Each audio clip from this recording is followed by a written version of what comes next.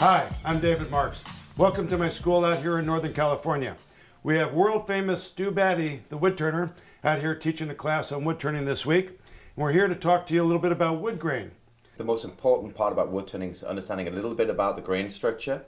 We've got a wide variety of different woods that David has here, a great amount of exotics and temperate timbers. So we won't talk about wood grain because that's what counts the most in woodturning, that you know which direction the grain is running in so you can cut it correctly and avoid getting a catch because of cutting into end grain, which will draw the tool in, and then obviously the cut will fail.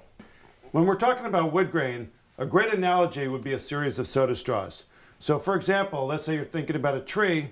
A tree grows with a series of fibers, and the soda straws would be representational of those fibers. So for example, if you have a nice straight-grained wood, all those fibers are going to be growing straight up, and then when you cut it and you look at the end of that tree, what you're looking at is that porous part of the end grain. This is a piece of quilted maple, beautiful wood, but a difficult wood to tame because the grain is going in all sorts of different directions. And you can even see here where when it's been planed, the grain is lifted in some directions and it stayed flat in others. The same problem is created in flat work as in woodturning, which is when you're cutting the piece somewhere, if the grain is changing direction, you're going to be catching on the end of the fibers or the end grain of the pores, lifting them out, and then in the other direction, it's going to be laying them down again, really smooth. Now here's a spectacular figure of quilted bubinga. Bubinga is a wood that comes from Africa. It's a very dense, hard wood. And this is a really nice example of some quilt figure, which goes from the heartwood into the sapwood. I really like the color contrast going from the red into the white. Now what happens with a quilt is that the grain is going up and down and into these bubbly, blistered patterns, and the grain becomes interlocked, also making it more difficult to cut. So here we've got another species of wood, which is... This one is Movinge. And this is a curly or fiddleback figure, very strong, very striking. It's not blistered in the same way that the other two species are. It's just simply the grain is compressed along the length of the piece. You can clearly see it in the sapwood here. And I think we have another piece here, another species. Is this a mahogany, Dave? This is a mahogany. This is a very, very rare mahogany.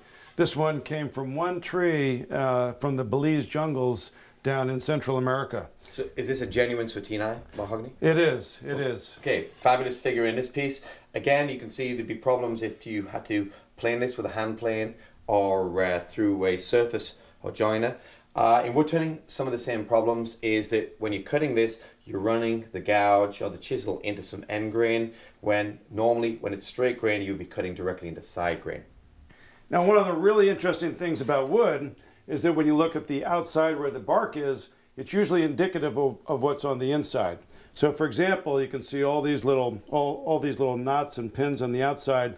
This is what burl looks like. So if you look on the inside, you can see all these swirls and all that burly grain on the inside. This is a very nice piece of some walnut burl. And I've got another piece over here. This is a blue gum, is it, David? Yeah, blue gum eucalyptus. And this obviously has compression figure here, some burl eyes here. So this is a very mixed piece. This piece here will be quite demanding to turn because you've got some very short grain here and with the eyes, and possibly might require a little bit of negative brick scraping for the final finishing cut on this piece.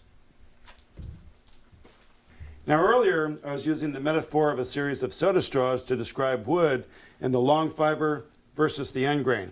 Now Stu, you've got an excellent teaching example where you use a pencil. So why don't you talk about that a bit? So people tend to, when they're woodturning, is to take control with the left, using it and pushing the chisel along. Here if you see it, if I remove the bevel, I'm forced to push with my left, and this is a scraping technique. And this happens a lot when people use gouges. So you can see the damage to the fibers here.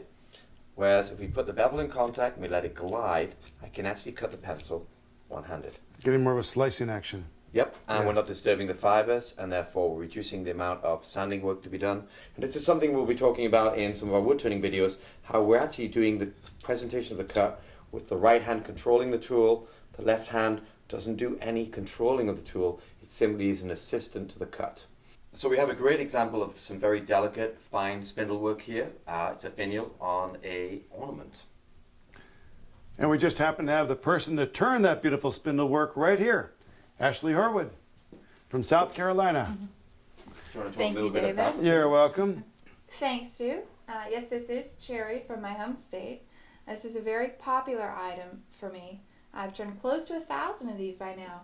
And I use primarily 3 tools when I'm turning these. I use the vortex tool, I use a small detail spindle gouge, and I also use the 40-40 ground bowl gouge, which is the primary tool that we're using in the class this week. Cherry is not the densest wood in the world, and so Ashley does a great job of actually pushing the physical limits of the wood that she has here. Well, it's a fine example of clean cutting with minimal sanding, and that's what we're talking about here. Thank you guys for watching, and for more information, check out our websites.